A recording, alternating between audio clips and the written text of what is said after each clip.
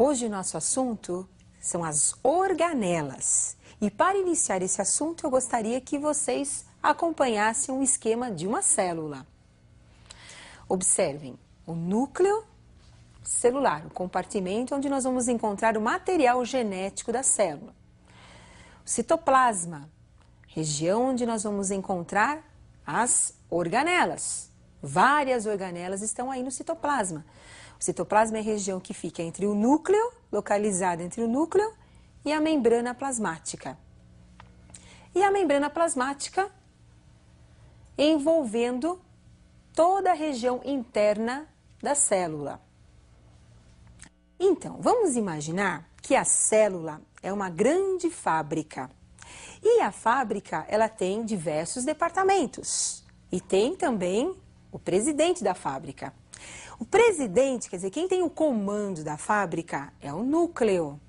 E os compartimentos da fábrica, o almoxerifado, a produção, são os organoides celulares, que também podem ser chamados de organelas citoplasmáticas. Então, em cada célula, nós vamos encontrar diversas organelas, com as funções específicas. Então, eu tenho organela que realiza a respiração da célula, produzindo a sua energia. Eu tenho organela que sintetiza substâncias, como, por exemplo, proteínas que são produzidas. Eu tenho organela que armazena substâncias, como um almoxerifado de uma fábrica. E elas ajudam no desenvolvimento da função celular. A célula, ela se organiza e forma um tecido. O tecido se organiza e forma um órgão. E os diversos órgãos dão origem a vários sistemas que nós temos, tanto nos animais como nos vegetais. Eu gostaria que você prestasse atenção nesta pergunta. Qual é a participação da célula no funcionamento de um órgão?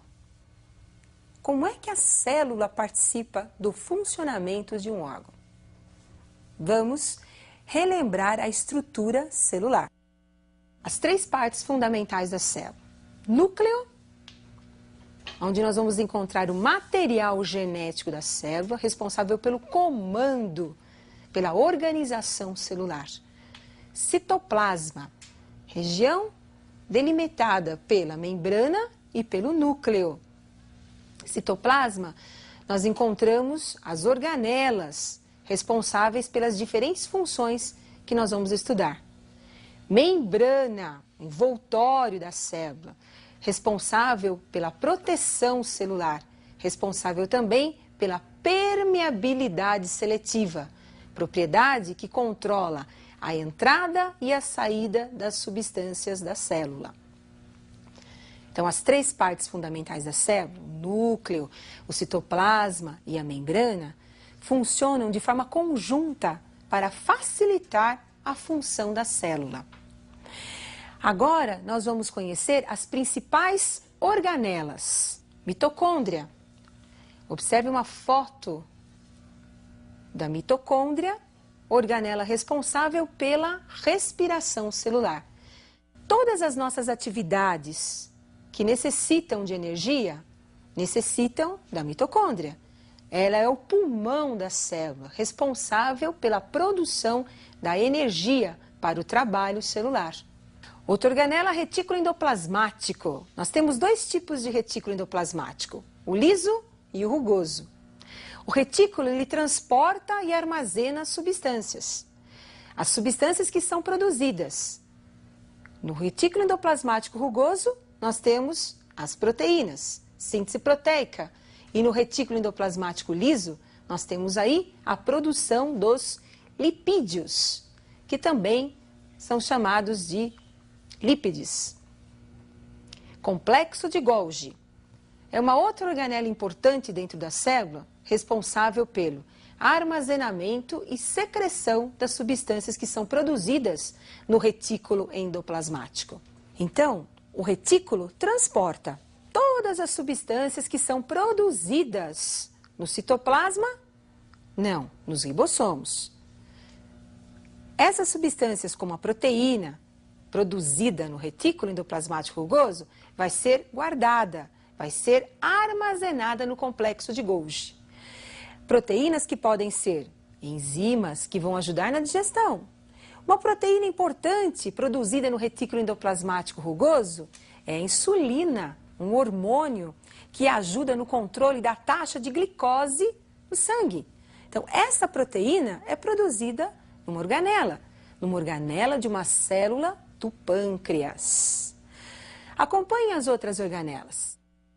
Digestão intracelular, a participação dos lisossomos. Observem aí uma célula realizando uma refeição. Então, nós temos aí a entrada de partículas alimentares. Partícula, quando penetra na célula, é uma partícula sólida, nós chamamos de fagocitose, processo onde ocorre a entrada da partícula sólida. E essa partícula é envolvida por uma vesícula da membrana, conhecida como fagossomo, vesícula que envolve a partícula que entrou na célula. Essa partícula vai ser digerida. Então, o fagossomo se une ao lisossomo, que é a enzima responsável pela digestão, e da união do fagossomo com o lisossomo, nós vamos formar o vacúolo digestivo. E esse alimento agora é digerido no interior desse vacúolo pelas enzimas dos lisossomos.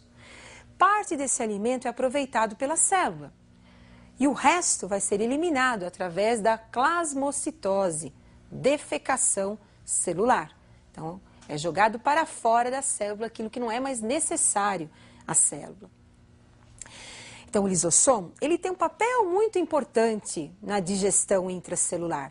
Não só porque ele digere partículas estranhas que penetram na célula, como é o nosso caso, o caso dos nossos glóbulos brancos. Quando você tem uma bactéria no sangue e essa bactéria é um corpo estranho, ela vai ter que ser destruída. Então, os nossos glóbulos brancos realizam a fagocitose e essa bactéria passa a ser digerida no interior do vacúolo digestivo, juntamente, com a presença das enzimas dos lisossomos. Mas vejam bem, partículas da própria célula também podem sofrer digestão quando elas estiverem em desuso, velhas, não estiverem funcionando de uma forma adequada. É o caso de mitocôndrias. Uma mitocôndria produz energia, mas essa mitocôndria ficou velha, então ela vai ser digerida. Quem realiza a digestão? Novamente, o lisossomo. Digestão intracelular. Próxima organela, centríolo. Essa organela é formada por trincas de microtúbulos. Nós temos aí 9 trincas de microtúbulos. Esses microtúbulos, juntamente com o centríolo, ajudam a formar o que nós chamamos de citoesqueleto da célula. O centríolo aparece na célula animal e dos vegetais inferiores. O centríolo ajuda na formação do fuso durante a divisão celular. Então, como nós acabamos de observar, nós temos várias organelas compondo o citoplasma de uma célula e cada uma dessas organelas com as suas funções específicas. Então, se eu tenho um atleta realizando uma atividade física, esse atleta precisa de energia. Então, o que vai acontecer?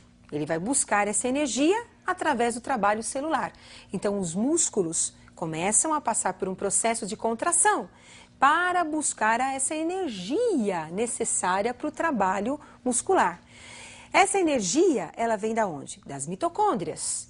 Obviamente que para as mitocôndrias produzirem essa energia, ela tem a necessidade da presença da glicose, que é o combustível para produzir a energia, e a presença do oxigênio, que ajuda na combustão desse processo. Assim também como nós temos o lisossomo, ajudando no processo de digestão, que no nosso caso, nos pluricelulares, esse processo de digestão é um processo, na verdade, de defesa, porque a digestão ocorre de partículas que são estranhas à célula, que penetraram e que deverão ser digeridas, antígenos como bactérias. Mas no caso de uma ameba, que é um unicelular, o lisossomo vai contribuir para o processo de nutrição. O lisossomo é o estômago da ameba, porque ela tem apenas uma única célula. Então, a única estrutura que digere são as enzimas do lisossomo. Além disso, o lisossomo participa de outros processos, como, por exemplo, durante uma gestação. O útero ele se distende. Após o parto, em 2 semanas, o útero tende a voltar ao seu tamanho normal. Quem participa desse processo de digestão de tecido para que o órgão possa voltar ao seu tamanho natural são os lisossomos. Então, cada tecido ele apresenta uma função específica dentro de cada órgão. Então, você pode ter um órgão formado por vários tecidos.